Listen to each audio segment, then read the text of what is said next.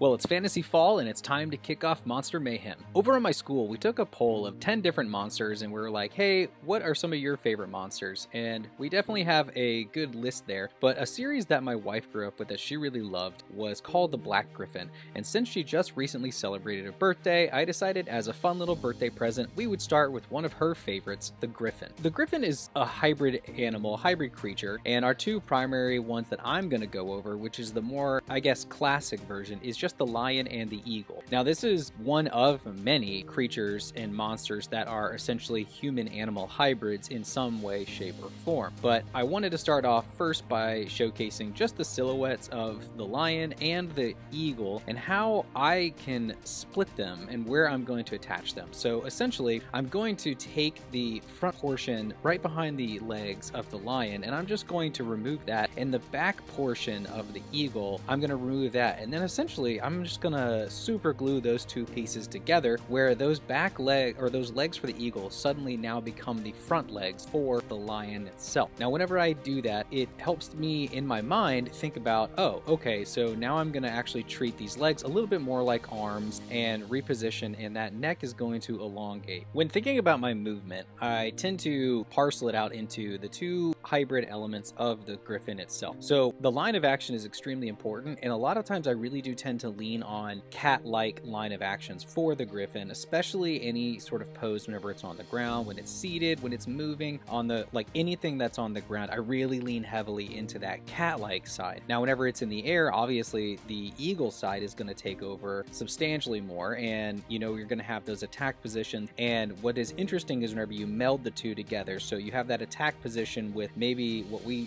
typically know as the eagle having its legs up, now they're the front legs, so what do you do with the back legs? And so that's a really fun challenge to play with, but your line of action is a huge factor in that. Now, picking your details is where it gets to be really fun, because this is where you get to add your own personal spin to it. So I'm just going to show a couple of them, the areas that I tend to lean a little bit more heavily on, and one of them is the feet, specifically the front legs that are represented above the eagle side. So I believe that there are really a few ways you can show this. You can really lean into the classic eagle where it's like a low feather cuff, where you only see a little bit of that foot showing, and it's like almost like just showing a little bit of that angle. Then you could go the other direction and you can have more of the lion taking over, and it's more of a lion paw, but then at the very end of the paws you see that eagle like talon, you see that eagle foot. Now, because it's fantasy and because it's a hybrid, I tend to like to lean into the more fantastical element where I really throw in kind of a little bit of everything at it. So I like to have the main chunk of the eagle foot seen, but then I like to thicken it up with some flexors and extensor muscles like you would see in a lion,